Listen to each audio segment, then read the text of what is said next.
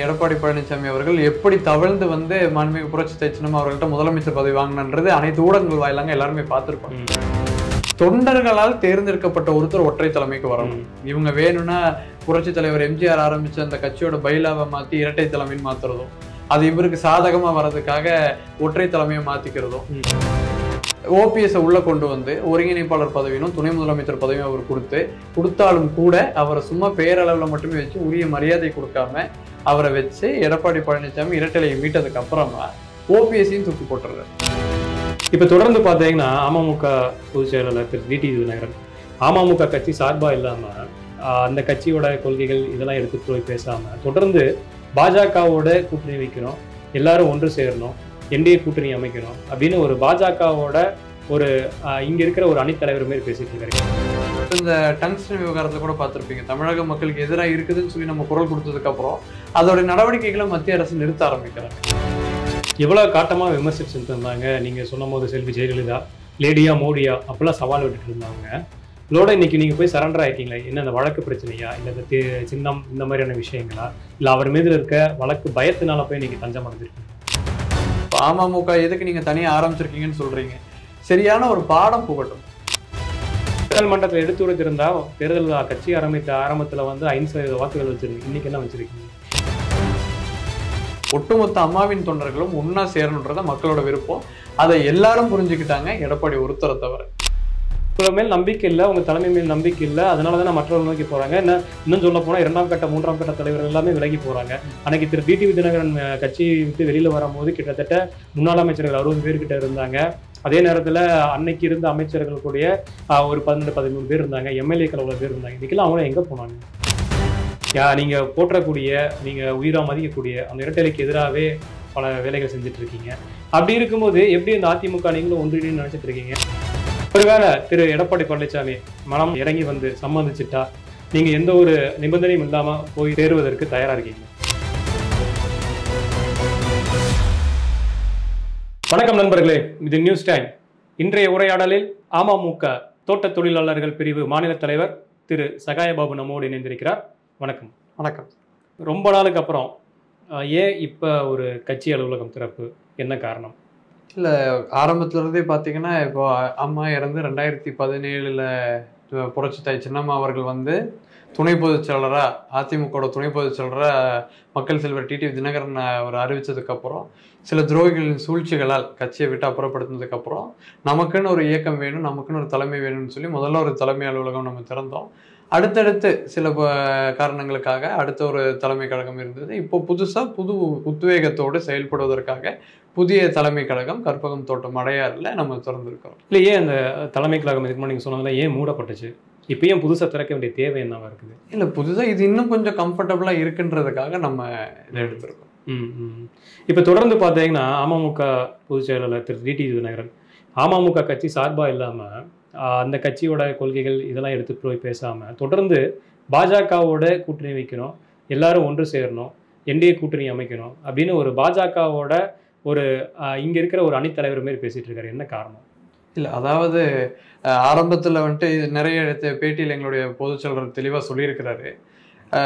இதுக்கு முன்னாடி பிஜேபி கூட கூட்டணி இல்லைன்னு சொல்லி சொன்னதுக்கான காரணம் என்னன்னு பாத்தீங்கன்னா, மீத்தேன், ஹைட்ரோ கார்பன் போன்ற தமிழக மக்களுக்கு எதிரான திட்டங்கள் அமல்படுத்தி பாஜக வரும்போது நம்ம எப்படி அவங்க கூட கூட்டணி போக முடியும்? இப்ப தமிழகத்துக்கு தேவை. இப்ப இந்த டங்ஸ்டன் விவகாரத்துல கூட பார்த்திருப்பீங்க. தமிழக மக்களுக்கு எதிராக இருக்குதுன்னு சொல்லி நம்ம குரல் கொடுத்ததுக்கு அப்புறம் அதோட நடவடிக்கைகளை மத்திய அரசு நிறுத்த ஆரம்பிக்கிறாங்க. இப்போ அதை கூட வெளியில மத்திய அரசு நிறுத்துது, அப்படி இருக்குதா? அதனால தமிழக மக்களுக்கு விரோதமான செயல்களை மத்திய அரசு தவிர்த்து வருகிறது. அதனால நம்ம அதை அவங்களோட கூட்டணியில் இருக்கிறது நல்லதுன்னு சொல்லி நம்ம விரும்புறோம். ஏன்னா தேசிய அளவுல இப்ப நடந்து முடிந்த பாராளுமன்ற தேர்தலில் ஒண்ணு நம்ம காங்கிரஸ், அதை விட்டா பிஜேபி. இப்போ காங்கிரஸ் திமுக கூட இருக்கு, கொள்கை ரீதியா நம்ம அந்த இதுல இருக்க முடியாது. மாற்று இதானது பிஜேபி மட்டும்தான். அது தமிழக மக்களுக்கு நல்ல பல திட்டங்களை கொண்டு வர காரணத்தினால பிஜேபியோட கூட்டணியில் நம்ம என்டிஏ அலைன்ஸ்ல நம்ம இருக்கோம். எவ்வளவு காட்டமா விமர்சிச்சுட்டு இருந்தாங்க. நீங்க சொன்னும் போது செல்வி ஜெயலலிதா லேடியா மோடியா அப்பெல்லாம் சவால் விட்டுட்டு இருந்தவங்க. இதோட இன்னைக்கு நீங்க போய் சரண்டர் ஆயிட்டீங்களா? என்ன அந்த வழக்கு பிரச்சனையா, இல்ல இந்த சின்னம் இந்த மாதிரியான விஷயங்களா, இல்ல அவர் மீது இருக்க வழக்கு பயத்தினால போய் இன்னைக்கு தஞ்சம் அடைஞ்சிருக்கீங்களா? இல்ல வழக்கு பயத்தினாலன்றது இல்ல. இதுக்கு முன்னாடி புரட்சி தலைவி அம்மா இருந்தபோது பார்த்திருப்பீங்க. அரசியல்ல பொதுவா சொல்லுவாங்க, நிரந்தர எதிரியும் கிடையாது, நிரந்தர நண்பனும் கிடையாதுன்ட்டு. இப்போ இதே கேள்வி வந்துட்டு நம்ம இன்றைய அதிமுக பொதுச் செயலரா இருக்க எடப்பாடி பழனிசாமி பார்த்துக்கிட்டீங்கன்னா, ஒரு காலத்துல ரொம்பவும் நெருக்கமா இருந்தார்.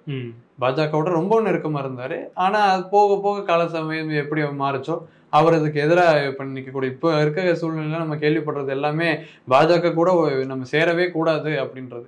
இப்போ பாஜக கூட சேரவே கூடாதுன்ற முடிவை அவர் ஏன் எடுக்கிறாரு? ஒரு காலத்துல அவரே கிட்டத்தட்ட பாஜகவோட விருப்பத்தை நிறைவேற்றக்கூடிய ஒருத்தராக தான் இங்க இருந்தாரு. அப்போ எல்லாருமே விமர்சிச்சாங்க. இல்ல இன்னைக்கு அந்த இடத்துக்கு டிடிவி தினகரன் வந்தனால அங்கிருந்து விலகி நிக்கிறாரோ? இல்ல, அதாவது எடப்பாடி பழனிசாமி முதல்ல விலகிட்டாரு. 2019 நாடாளுமன்ற தேர்தலையே அதிமுக அணிகள் எல்லாமே ஒன்னா இருக்கணும், மாண்புமிகு புரட்சி தலைவி அம்மா அவர்களுடைய தொண்டர்கள் யாரும் விலகி இருக்க கூடாதுன்றதுல எல்லாருமே ரொம்ப குறிக்கோளோட இருந்தாங்க. அதுக்கு மாற்றா எடப்பாடி தானே ராஜா தானே மந்திரி அப்படின்னு சொல்லி இருந்த அந்த ஒரு இதனால மட்டும்தான் அந்த தேர்தலையும் எந்த ஒரு கூட்டணியும் சரியா அமைக்க முடியல. திமுக வெற்றி வாகை சொல்வதற்கு ரொம்ப எளிமையா நம்ம விட்டு கொடுத்தோம். அதே ஒரு சூழல் திரும்பி வந்துடக்கூடாது, அணிகள் எல்லாம் ஒற்றுமையா மாறணும், எல்லா அம்மாவுடைய தொண்டர்களும் ஒற்றுமையா வரணுன்றதுக்காக தான் நம்ம எல்லாமே போராடுறோம். அந்த வகையில போராடுறவங்க திரு ஓபிஎஸ் மாதிரி காத்திருந்திருக்கலாம், அல்லது கட்சி அடுத்த கட்சியா நீங்க அடுத்த கட்சிக்கு போயிட்டீங்க, அடுத்த சின்னங்களும் வாங்கிட்டீங்க, நீங்க போற்றக்கூடிய நீங்க உயிரா மதிக்கக்கூடிய அந்த இரட்டைலைக்கு எதிராகவே பல வேலைகள் செஞ்சுட்டு இருக்கீங்க. அப்படி இருக்கும்போது எப்படி அந்த அதிமுக நீங்களும் ஒன்றிணைன்னு நினைச்சிட்டு இருக்கீங்க, மறுபடியும் அதிமுக கூட நம்ம சேரணும், அவங்க எல்லாருமே ஒன்னா இருக்கணும், நீங்க தனி கட்சி ஆயிட்டீங்களா? இப்போ மறுபடியும் எப்படி நீங்க அந்த அதிமுக மீட்போம் அப்படிங்கிற ஒரு குரல் எங்கிருந்து வருது? 2017 ஆர்கே நகர் இடைத்தேர்தல் உங்களுக்கு தெரிஞ்சிருக்கும்.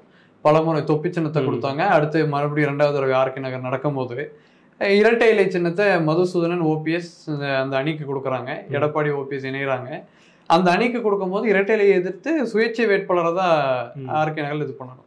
அந்த நேரத்துல அனைத்து விதமான மக்களுமே எதிர்பார்த்தது ஆர்கே நகர்ல அம்மாவுடைய தொகுதியில அடுத்த அரசியல் வாரிசு அதிமுகவுக்கு யாருன்ற ஒரு தேர்தலாக தான் அது பார்க்கப்பட்டுச்சு. சட்டமன்ற இடைத்தேர்தல்ன்றதை காட்டிலும் மிக முக்கியமாக பார்க்கப்பட்டது அடுத்த அம்மாவின் ஒரு லீகல் ஹேர் யாருன்னு பார்க்கறது, ஒரு பொலிட்டிக்கல் ஹேர் யாருன்னு இருந்துச்சு. அதுல ஆர்கே நகர்ல இவர் தான் ஜெயிக்கிறாரு. மக்கள் எல்லாருமே விருப்பத்தோடு ஏத்துக்கிட்டாங்க. அதுக்கு அடுத்து தொடர்ந்து இந்த சட்ட ரீதியான நடவடிக்கைகள் எடுத்து போயிட்டு இருந்தாலும் கூட சின்னமும் கட்சியோட பேரும் இவங்களுக்கு ஓபிஎஸ் தலைமையிலான அணிக்கும் எடப்பாடி தலைமையிலான அணிக்கும் ஒதுக்குனதுக்கு அப்புறம் தொடர்ந்து பல கூட்டங்கள் நம்ம நடத்தணும், மக்களை சந்திக்கணும். அப்ப அதுக்கு நமக்கு ஒரு பெயர் வேணும், நமக்கு ஒரு இயக்கம் வேணும்ன்ற அந்த ஒரு காரணத்துக்காக ஒரு இயக்கமா ஆரம்பிக்கப்பட்டதுதான் நம்முடைய அம்மா மக்கள் கட்சியா இருக்கீங்க, கூட்டணி வைக்கிறீங்க, அது எல்லாமே ஒரு உங்களோட இதுதானே போயிட்டு உங்களோட லாப நோக்கத்தோட தானே போயிட்டு இருக்கீங்க. அப்படின்னா நீங்க அந்த இயக்கமா இருக்கீங்கன்னா வெளியில இருந்து அதுக்காக இப்ப இவங்க இருக்கிற மாதிரி திருமதி சசிகலா அவங்க இருக்கிற மாதிரி நீங்களும் இருந்துட்டு போயிடலாமே. நீங்களும் ஒரு இயக்கம் ஆயிட்டீங்க, ஒரு கட்சியாக கொண்டு போயிட்டீங்க. அப்ப இதுல பொதுச் செயலர் தெளிவாவே சொல்லியிருக்கிறாரு. என்னன்னு பாத்தீங்கன்னா சட்ட ரீதியான நடவடிக்கைகளை மாண்புமிகு புரட்சி சின்னம்மா அவர்கள் தொடர்ந்து கொண்டு போய்கிட்டே இருக்கிறாங்க. ஆனா அரசியல்ல மக்களிடம் போய் மக்களிடம் நாம் செய்ய வேண்டிய நம்ம எந்த விஷயம் எங்களுக்கு துரோகம் பண்ணியிருக்கிறாங்க அப்படின்றத மக்கள் மன்றத்துக்கு கொண்டு போறதுக்காக ஆரம்பிக்கப்பட்ட ஒரு தனிப்பட்ட நபருக்காக துரோகம் பண்ணிட்டு இருக்காங்க வேண்டிய கட்சி ஒட்டுமொத்த கட்சிக்காக துரோகம் கட்சியும் அவர்களோட இருக்கும்போது எப்படி நீங்க ஒட்டுமொத்தமா துரோகம் ஒட்டுமொத்த கட்சி இருக்குன்றது நம்ம பொதுக்குழு செயற்குழு எல்லாமே கூட்டு அவங்க ஒரு அங்கீகாரம் பண்ணியிருக்காங்க. அதை தாண்டி அதிகாரப்பூர்வமாகவும் அவங்களோட எல்லாம் ஒருங்கிணைஞ்சிருக்காங்க. எடப்பாடி அப்படிங்கிற ஒரு ஒற்றை தலைமையின் கீழ் இன்னைக்கு அதிமுக இருக்குது.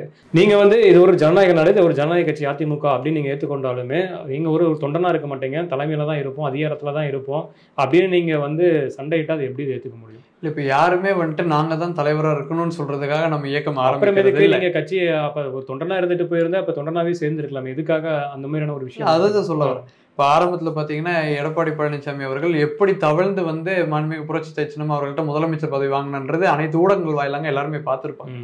அதுக்கப்புறம் பாத்தீங்கன்னா புரட்சி சின்னம்மா அவர்கள் அந்த கேஸ்ல கைதாக வேண்டிய ஒரு சூழ்நிலை வருது.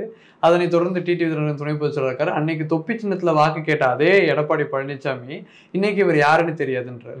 அன்னைக்கு துணை பொதுச் செயலரை ஏத்துக்கிட்ட அவருக்கு பிரச்சாரம் செஞ்ச எடப்பாடி பழனிசாமி இன்னைக்கு வேணான்றார். அன்னைக்கு அவங்களெல்லாம் அதுக்கப்புறம் ஓபிஎஸ் சரின்னு சொல்லி கூப்பிட்டு அந்த சின்னத்துக்காகவும் கட்சிக்காகவும் முடங்கிடக்கூடாது, தான் கைக்கு வரணுன்றதுக்காக ஒரு கபட நாடகத்தை ஆடி ஓபிஎஸ் உள்ள கொண்டு ஒருங்கிணைப்பாளர் பதவியும் துணை முதலமைச்சர் பதவியும் அவர் கொடுத்தாலும் கூட அவரை சும்மா பேரளவில் மட்டுமே வச்சு உரிய மரியாதை கொடுக்காம அவரை வச்சு எடப்பாடி பழனிசாமி இரட்டலையை மீட்டதுக்கு அப்புறமா ஓபிஎஸ்ஸையும் தூக்கி போட்டுறாரு. அவ்வளவு விவரம் தெரியாத அதிகாரம் படைத்தவர், அதிகாரம் மட்டுமே வேண்டும் நினைக்கிறவர் எடப்பாடி பழனிசாமி தானே. இப்ப நீங்க அதான் தொண்டனா இருந்தா அப்படியே போயிடலாம். அவர் ஒற்றை தலைமையின் கீழே ஒரு இதா வரும், கட்சி ஒரு செக்ஷனா வரும்னு நினைக்கிறாங்க. நீங்க என்னன்னா மறுபடியும் வந்து திரு டிடிவி தினகரனோ அல்லது திருமதி சசிகலாவோ வந்தா மறுபடியும் திமுகவை நீங்க எப்படி விமர்சிட்டு இருக்கீங்களோ, ஒரு குடும்பத்தின் கீழே ஒரு ஆட்சி இருக்குது, அதான் அவங்க தொடர்ந்து வலியுறுத்திட்டு இருக்காங்க. ஒற்றை தலைமைன்றது நீங்க சொல்றது அதிமுக சட்ட விதிகளின்படி ஒற்றை தலைமைன்றதுதான் இருந்தது. பொதுச்செயலாளர் அந்த ஒற்றை தலைமை தான் இருந்தது. தொண்டர்களால் தேர்ந்தெடுக்கப்பட்ட ஒருத்தர் ஒற்றை தலைமைக்கு வரணும். இவங்க வேணும்னா புரட்சி தலைவர் எம்ஜிஆர் ஆரம்பிச்ச அந்த கட்சியோட பைலாவை மாத்தி இரட்டை தலைமைன்னு மாத்துறதும், அது இவருக்கு சாதகமா வர்றதுக்காக ஒற்றை தலைமையை மாத்திக்கிறதும், அதோட சட்ட விதிகளை மாத்தி அதுக்கப்புறம் அவர் தன்னைத்தானே வந்துக்கிறதும்.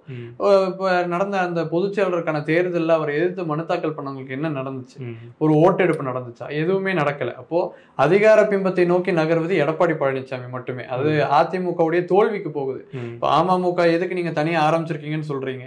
சரியான ஒரு பாடம் புகட்டணும். அதாவது நீங்க இந்த மாதிரி போறது உங்களோட நல்லதுக்காக நீங்க யோசிக்கிறீங்க, ஆனா கட்சியோட நல்லது அது கிடையாது.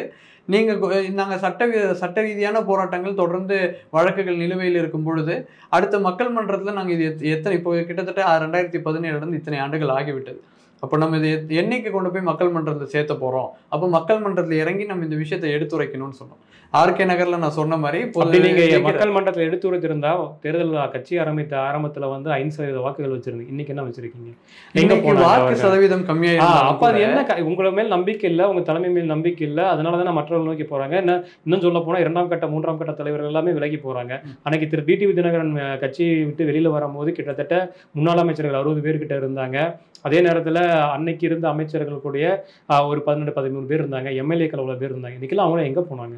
வாக்கு சதவீதம் குறைந்திருக்கு நீங்க சொல்றதுக்கு. வாக்கு சதவீதம் குறைந்திருந்தாலும் கூட நடந்து முடிஞ்ச சட்டமன்ற தேர்தலில் 21 சீட்ல ரெட்டைலை தோக்குறதுக்கு அமமுகவோட வாக்கு சதவீதம் மிக முக்கியமா இருந்துச்சு. அதாவது இந்த கூட்டணி 800 ஓட்டு ஜெயிக்க வேண்டிய இடத்துல அமமுக 20,000 ஓட்டு வாங்கியிருக்கு. வித்தியாசம் வெறும் திமுக அதிமுக 800 ஓட்டு, ஆனா அமமுக வாங்கியிருக்கு 20,000. அப்போ மக்கள் மத்தியில அமமுக பிரபலமா தான் இருக்கு, செல்வாக்கு மிகுந்த இதா இருக்குது. இது இப்ப என்டி அலைன்ஸ்ல நடந்து முடிஞ்ச எலெக்ஷன்ல கூட பாத்தீங்கன்னா ஈக்குவல் ஓட் ஷேர் வாங்கியிருக்கிறோம். 11% ஓட்டு சதவீதம் நம்ம வாங்கியிருக்கிறோம். நம்ம என்ன ஒண்ணு சொல்றோம், மக்கள் அனைவரும் விரும்புவது ஒருங்கிணைந்த அதிமுக. எடப்பாடியோட அணி, ஓபிஎஸோட அணி, தினகரன் அவர் அணி, இந்த மாதிரி தனித்தனி அணிகளா இல்லாம ஒட்டுமொத்த அம்மாவின் தொண்டர்களும் ஒன்னா சேரணுன்றத மக்களோட விருப்பம். அதை எல்லாரும் புரிஞ்சுக்கிட்டாங்க, எடப்பாடி ஒருத்தரை தவிர. ஒருவேளை திரு எடப்பாடி பழனிசாமி மனம் இறங்கி வந்து சம்மதிச்சுட்டா நீங்க எந்த ஒரு நிபந்தனையும் இல்லாம போய் சேருவதற்கு தயாரா இருக்கீங்களா? இல்ல, அது எங்க பொதுச்செயலர் ஏற்கனவே சொல்லியிருக்காருங்களே. தேர்தல்ல கூட நான் கூட நிக்கல, அதிமுக கூட்டணிக்குள்ள வரதா இருந்தா நமக்கு ஜெயிக்கணும், திமுக வரக்கூடாதுன்ற ஒரே ஒரு பிரதான குறிக்கோள் மட்டும்தான் நமக்கு இருக்குது. நம்ம கூட்டணி ஜெயிக்கணுன்றதுக்காக எந்த தியாகத்தையும் நான் செய்ய தயார் அப்படின்னு சொல்லி அன்னைக்கே எல்லாத்தையுமே தான் தேர்தலில் நிக்கிறது கூட விட்டு கொடுத்த ஒரு தலைவர் தான் எங்களுடைய பொதுச் செயலாளர். இப்போ எடப்பாடி அந்த மாதிரி விட்டு கொடுத்து வருவாரா அப்படின்னு கேட்டால் அது மிகப்பெரிய கேள்விக்குறி. விடை வேணும்னா எழுதிடலாம், கண்டிப்பா செய்ய மாட்டார். நிச்சயமா. தொடர்ந்து உரையாடவும் நண்பர்களே. நன்றி, வணக்கம்.